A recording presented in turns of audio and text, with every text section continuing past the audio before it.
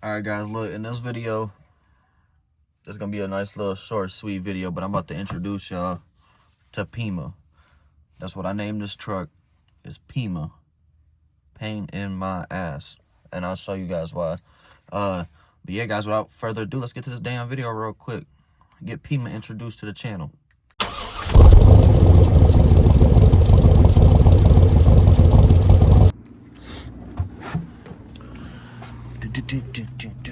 Alright, look, I'm about to introduce y'all to PIMA. Okay? That's what PIMA looks like. Yeah. 01 Silverado. Extended cab. You know I like my extended cabs. 5.3 LS. Yo.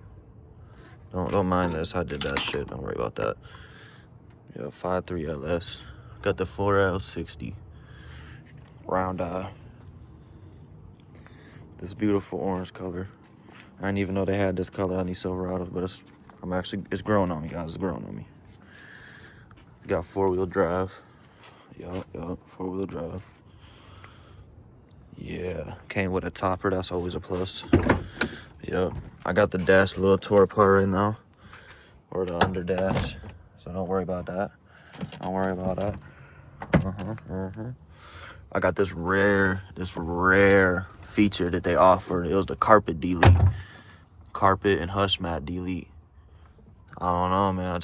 I don't think there's too many of them out there that have this rare feature in them. Same thing for the back. Door handle actually works on this truck. That's a plus. You don't get that too often on these trucks for the rear door handle. Look at that. Yeah, carpet delete, all floor. This for the green truck because my wheel well is too damn rotted out to have it tacked in on there. But look at that, man. Look at that nice cloth seat.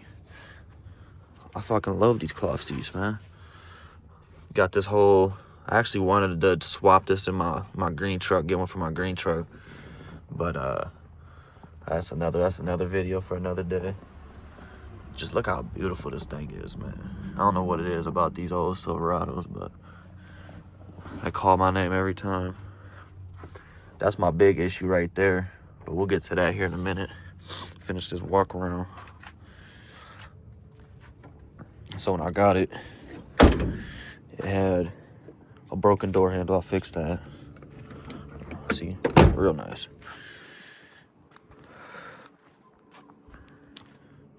Look at them nice wheels right there. Look at them nice wheels.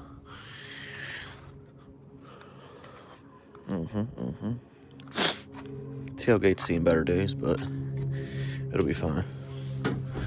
We got the bed, the little bed insert in here. That's all my oil storage from all my oil change. I just refuse to get them dumped for some reason between 3 different vehicles, so I just store it in the bed.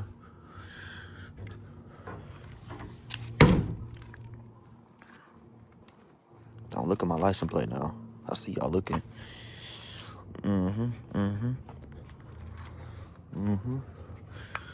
This is the one downside of this truck, is it's got some Michigan rust on it. I'm not gonna lie, it's got some Michigan rust. Watch this. You see this right here? Let me see if I can find it real quick. Oh, there it is.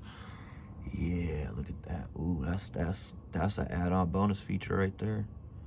An add-on bonus feature. A holy muffler.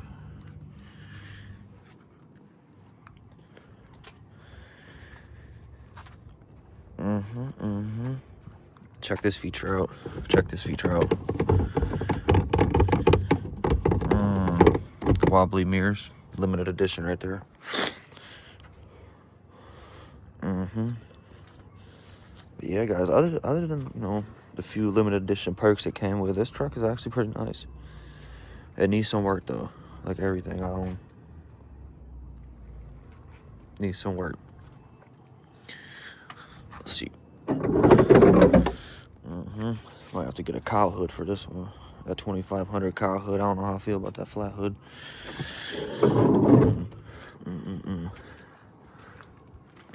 Alright, so I'm gonna give y'all a little backstory. So when I got this, I don't sit in the truck because it's fucking freezing out here. If y'all wonder why I do my videos in the truck, half the time, or my intros or whatever, it's because it's freaking freezing. Most of the videos I've done have been in the winter so far. So look, when I got this, I got it obviously knowing there's a few things wrong with it, because you ain't getting a good deal on anything that's perfect nowadays. So, number one, well, I guess I got it knowing there's only one thing wrong with it, or two things wrong with it. The other shit I found out as I looked at it afterwards. But so look, he said he did new brakes on it, which is a plus, whatever. I was like, awesome. New brake lines, new calipers and everything. He said he put a new fuel pump in. I was like, awesome, that's great. It's one thing I won't have to do in the future. And then the downsides, the cons were, it was stuck in security, in theft mode or whatever, with the security light on. And then, what was the other thing? He said that I might have to double check the brakes, the brake job, because he thinks the calipers were put on upside down or wrong or something. I was like, all right, whatever. I don't know how you put calipers on wrong, but I'll double check it. So I brought it home. Obviously I had to tow it or whatever because it wasn't running. Immediately just double checked everything. Two of the wheels weren't even bolted on all the way. The lug nuts weren't on all the way, so the wheels were fucking damn near coming off. Got that all fixed, got them tightened up. While I had the wheels off though, I double checked the brakes, like he said. The brake job they did was it was mediocre. I think he said he had somebody do all this work on it anyways. It wasn't him. But they did calipers and pads without doing the rotors, and the rotors are fucking hit.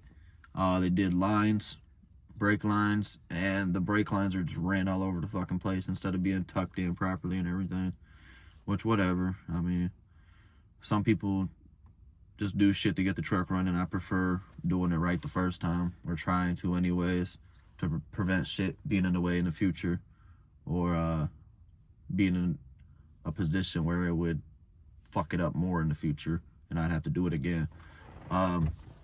So yeah, brake job was less than par. It was kind of shitty, I'm not gonna lie. But next to that, I started diagnosing it. Obviously, when I hear that the truck ain't starting, it's just cranking.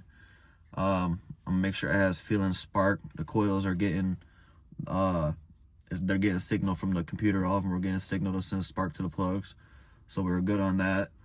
And then I went to go test the fuel pressure on the Schrader valve, and it was only pulling like 20, 25 or something. Maybe 30, I can't remember. It was super low though, and I was like, there's no way that's enough to combust this V8 engine. So I was like, this can't be right. So I went and looked in the bed and in the back of the truck to see if I could find the fuel pump box for the fuel pump they just put in. And I did. I found it in the bed with the old fuel pump in it that they took out. And I was like, you know what, I'm gonna look up this part number, make sure it's the right part number. And yeah, it was not the right part number. It was not the one I needed for this truck. And they got it from AutoZone. It's just some like $90, $110, something like that fuel pump, you know, cheap fuel pump just to get the truck running, whatever. But this fuel pump that they put in was specifically for like a Malibu or something, a 2.5 liter or 3 liter, I don't know what the hell it was. It was some small engine for the Malibu. I was like, there's no way in hell this is gonna work for this LS engine. So I took the old fuel pump out the box, and I put it in a 5-gallon bucket with a little bit of gas in it, and I hooked it up to a battery, and tried to prime it, and it was priming fine. The fuel pump was working, it was pulling, and So I took that out. Sorry, there's so much shit going on in my apartment complex right now. It's kind of weird. I'm still getting used to this recording shit, but recording around everybody in public is kind of weird, even though I'm sitting in a truck. But anyways, I took out the fuel pump that they had put in. I put the old one back in. Had to rewire the pigtail and everything. Got that wired up. And then I realized a lot of the lines coming off, or actually going to the fuel pump itself, were rotted. So I went and bought some hose, some PTFE rated hose. I think that's what it's called. I'm pretty sure that's what it's called. It's fuel rated hose. And went and got that and cut a bunch of the steel line out because it was all rotted. There was points in the fuel line where there was pinches and shit.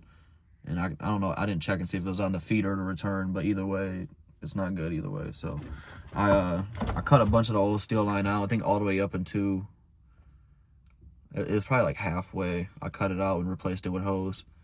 Replaced the fuel filter itself because it has the external fuel filter in the line, so I replaced that. And then I made sure it was hooked up. The return and the feed were actually hooked up right on the fuel rail, and they were. So after I did all that, got the old fuel pump in, fixed the lines up. I went to go crank it over again. And so previously, let me back up a little bit. Previously, it would crank. It wouldn't even start at all. Like, there's no combustion in the cylinders. There was no nothing. It's just straight cranking. After I put the old fuel pump in and got everything tidied up and shit underneath there with the fuel system, it was actually cranking and combusting and starting for like 15 seconds, if that. You know what I mean?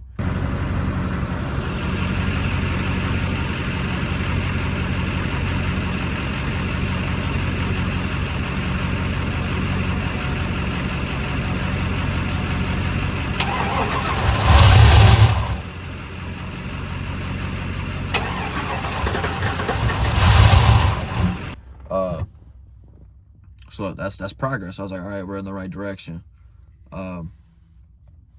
So I tested it at the fuel rail again afterwards, and it was pulling like 45 to 55, I want to say, maybe close to 60. So it was getting good fuel pressure, because I ain't had an LS engine vehicle. Surprisingly, I've had small block Chevys and diesels and shit. I haven't had an actual LS vehicle that I own. So I had to look it up in the forums and shit and see how much it's actually supposed to pull during cranking. And I believe it was like between 45 and 55 or something like that. 45 and 60. So it was pulling what it was supposed to while cranking.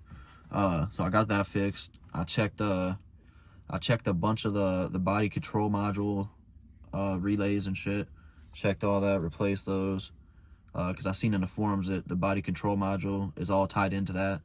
But they said if you would know if the body control module was failing, because you would have like a window that wouldn't roll down or something. Like, there would be signs. It's not just gonna fail the security system.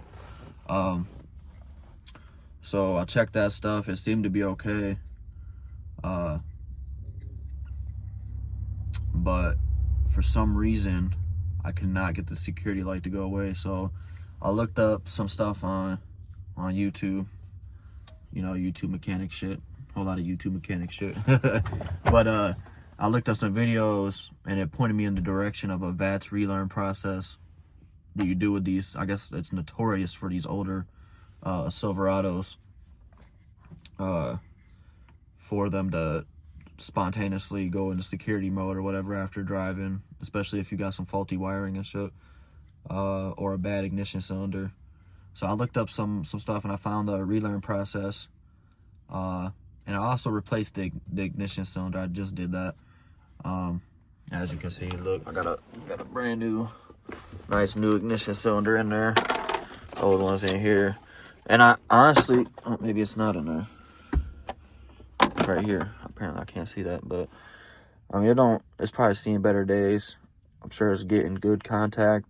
I don't know for sure, but I mean, it was cranking in and everything. So I was like, I'll just eliminate that of possibly being an issue. There was videos where it said you could put resistors on these to control or get the right resistance in these wires right here. And I did that, and none of that stuff worked. I had the multimeter hooked up to it, checking the resistance while cranking and everything. None of that shit worked. So, like I said, I found the relearn process. I was like, let me try doing this relearn process. And the relearn process, for people that don't, you gotta turn the key. So you gotta crank the truck, let the key fall back into the start position, and then leave it in that start position for 10 minutes. After 10 minutes, your vehicle or the truck itself should, or the security light should go away. So the security light right there should go away. Should go away after 10 minutes of leaving it in the on position. After that 10 minutes and after security light goes away, you turn it back off, the ignition in the on position for like 10 seconds, I believe it was. And then you turn it and try cranking it again and let it fall back into the on position for 10 minutes. And you repeat that same cycle. You repeat that same cycle like 3 or 4 times, I believe. But my problem is when I try to do that, I can't get past the first step. When I do it for 10 minutes, and then the security light never disappears like it's supposed to disappear. So that's how I know the relearn's not working, and there's something else going on with that VAT system. So I mean, that's just a little bit of the background info on the truck. So right now I'm currently still trying to figure out this VAT system. Who the hell? Oh god. Anyways, I'm trying to figure out this VAT system, and no matter what I do, I can't seem to get anywhere with it. I like I said, I double checked. We got fuel. We got fuel. We got spark.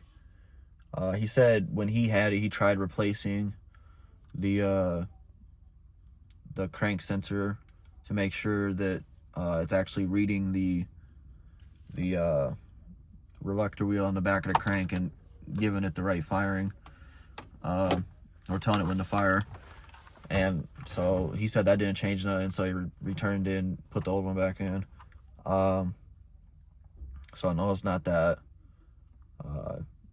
Like I said, I've checked relays, fuses. I've done so much shit. I've tried putting the resistors in those 2 wires on the ignition, on top of the ignition lock cylinder. And at this point, I ain't got time for this shit. I don't feel like dissecting this whole wiring harness and figuring out where it's faulting out at. It would help if I had a scan tool or whatever, so I can see if it's picking up where the issue is or what the issue is, but I don't. So at this point, guys, I'm probably just gonna set it into the dealership, let Chevy figure it out, because I'm tired of fucking with it. I know how much dealerships love or shops love electrical problems, but I definitely don't, and I ain't got the time in my day to sit here and fuck with it. I would do anything. I would drop transmissions, pull engines, fucking anything, fuel pumps, all that, all day long. But wiring, I despise. The only reason why I love doing it on my Camaro so much is because it's simple. It's simple ass wire. But this shit is annoying as hell, trying to figure out what module's failing and what wire might be shorted out. Like, I ain't got time in my day for that shit. I work too much for that shit, and I only got a couple days off, and I don't plan on spending them trying to dissect the wiring harness. So I'm just gonna send this thing in and see if Chevy can't figure out why it's stuck in security mode. I'm sure it's something dumb that I'm missing, or it might not be. I might have something else going on. I don't know. The dude mentioned that I bought it from, that he swapped out the ECU with a junkyard ECU, which really I don't think he should have done, because that might have fucked shit up even more. It could have just been the fuel pump in the first place. And then when he swapped that ECU out, it could have put it in a security mode. And I think that honestly is what it might have been. Now that it's in security mode, it probably has to have a crank relearn and everything, because it's not the same ECU.